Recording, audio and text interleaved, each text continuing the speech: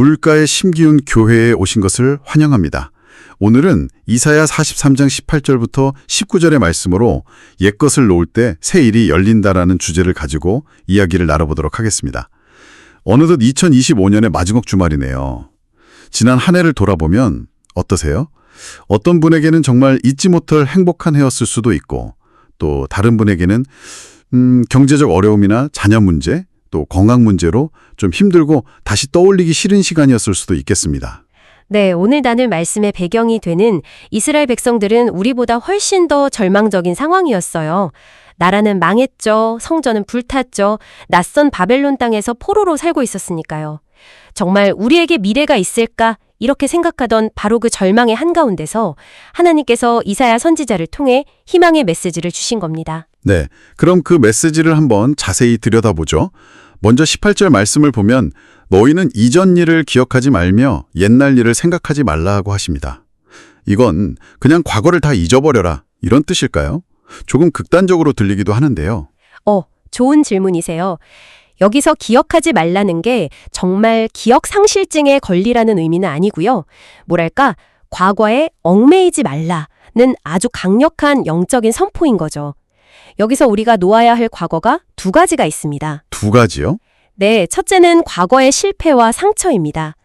지난 한 해 동안 겪었던 실수나 다툼, 나의 부족함 때문에 생긴 그런 일들을 계속 곱씹지 말라는 거예요. 하나님께서는 그건 이제 지나갔다. 거기에 머물지 마라. 이렇게 말씀하시는 거죠. 실패와 상처를 놓는 것은 네, 그건 이해가 됩니다. 그런데 정말 놀라운 점은 두 번째인 것 같아요. 바로 과거의 영광과 성공까지도 잊으라고 하신다는 점이요.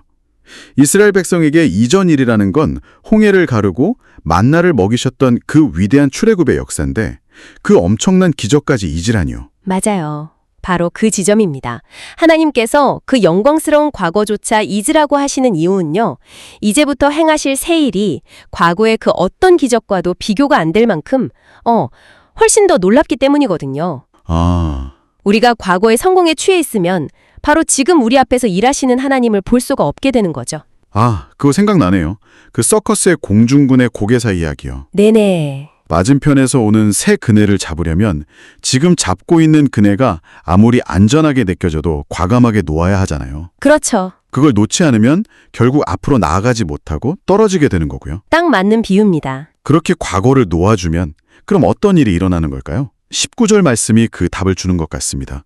보라, 내가 새 일을 행하리니 반드시 내가 광야의 길을 사막의 강을 내리니. 이 말씀은 정말 인간의 상식을 완전히 뛰어넘는 약속인데요. 맞습니다. 여기서 광야는 길이 없는 막막함을 상징하고요. 사막은 생명이 없는 메마름을 상징하잖아요. 그러니까 인간의 눈으로 볼 때 모든 것이 끝났다고 생각되는 바로 그곳에서 하나님은 일하신다는 겁니다. 길이 없는 곳에서요. 네.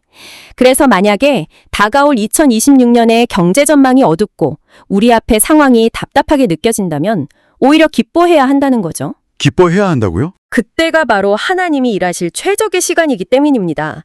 길이 없는 곳에서는 길을 만드시는 하나님만 바라보는 게 최선의 방법이니까요. 정말 관점의 전환이네요.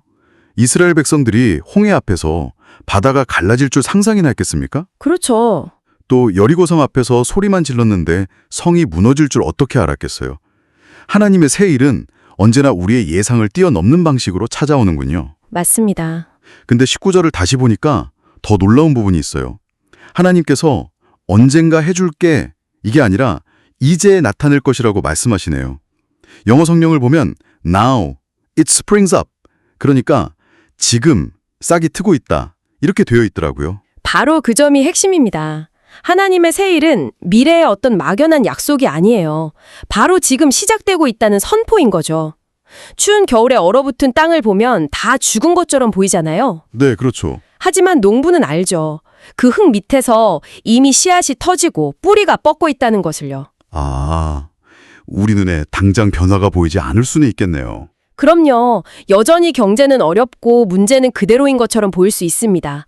하지만 믿음의 눈을 뜨면 하나님께서 이미 그 물밑 작업을 시작하셨음을 발견하게 되는 겁니다.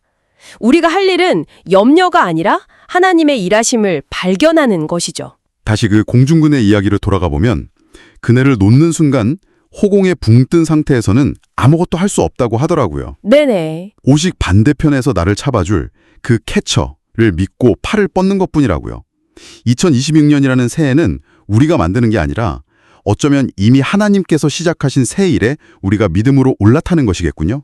바로 그겁니다. 2025년의 아쉬움도 후회도 그리고 과거의 영광까지도 이제는 주님 앞에 내려놓고 안녕을 고할 시간인 것 같습니다. 다가오는 2026년 세상이 광야처럼 보일지라도 그곳에 길을 내실 하나님을 기대하며 믿음으로 새해를 맞이하시길 바랍니다.